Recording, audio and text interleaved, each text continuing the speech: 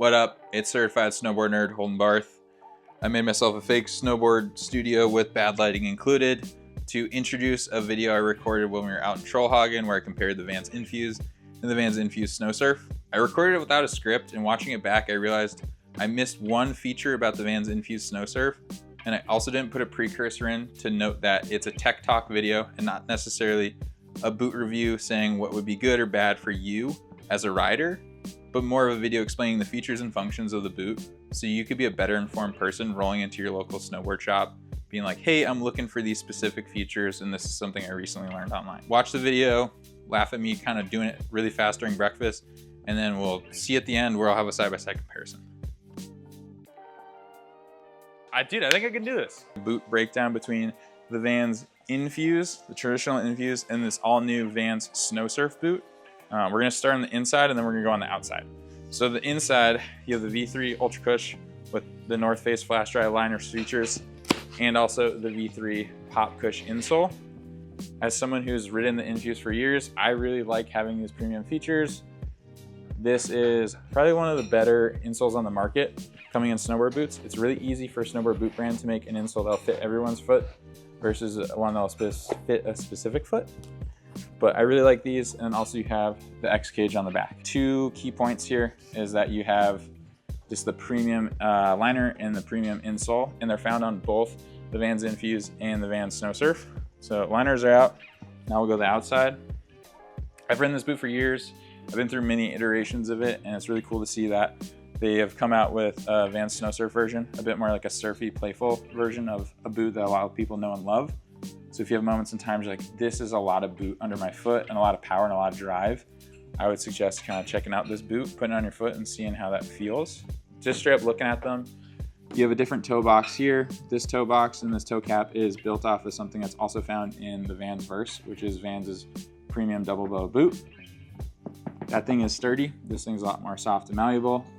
This one's kind of built off of like the silhouette of what the Vans High Country Hellbound boot would be, but has the benefit of the hybrid closure system where you get like a custom slide glide that you can kind of see here on the Infuse as well that closes over the instep of your foot to lock that heel back. So the things that are the same is you have traditional lacing, the bow on the side, so you have the hybrid closure system, and then you also have a power cuff strap and these tongue inserts. So the tongue inserts, again, are just a simple piece of material, insert them in the tongue, and you add some stiffness to them.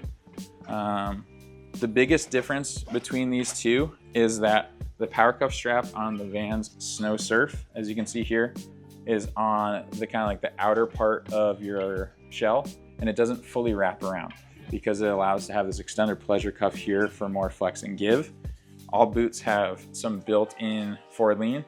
The fact that you have this extended pleasure cuff means you have a bit more move for your ankle and like kind of like turning your ankle and your calf. The idea of having a premium Infuse with a bit more flex and play. As someone who's known and loved the Infuse, but also likes the idea of really being able to tweak out and kind of like lean into my grabs, I would always just take out the tongue inserts. But now having this in the lineup means you have a bit more play, but also the premium materials that you know and like. Maybe you're realizing like, yo, I want this really built out heel and a really built out toe and something kind of super sturdy and responsive. Or I want something that has the same premium materials and features found in the Infuse, but a bit softer, flexing, a bit more playful in the Snowsurf. So yeah. That was my video breakdown explaining the Vans Infuse and the Vans Infuse Snowsurf. As I said at the start of the video, I forgot to mention one feature about the Infuse Snowsurf, which is that is the V2 outsole versus a V3 outsole found on the regular Infuse. I gave both those boots away during my trip to Trollhagen to some friends to put them to the test.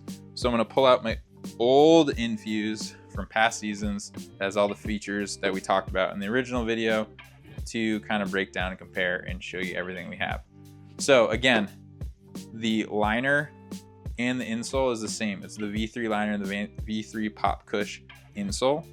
So you get the premium insole, and it's the same guts between the Infuse and the Infuse Snowsurf. With the regular Infuse, you get the V3 outsole. With the Snowsurf, you get the V2 outsole. With the traditional Infuse, you get these plastic toe and heels, and you also get 2 hooks for your laces and a power cuff strap that reaches all the way around your calf, opposed to The Snowsurf, which only has one hook for your laces, and the zipper goes up a bit higher, and the strap doesn't go all the way around, but you also have the extended pleasure cuff. Check the original video just to kind of compare them and see for yourself.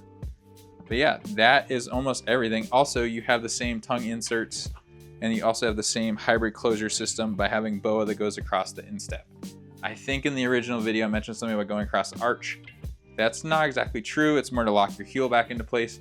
But again, try these boots on at your local snowboard shop, experience that fit and feeling for yourself. But yeah, I think I did a pretty decent job explaining everything. First video talking about snowboard boots where it's not me rambling to my friends about them and speaking passionately about them. So obviously a lot of things to learn and improve on.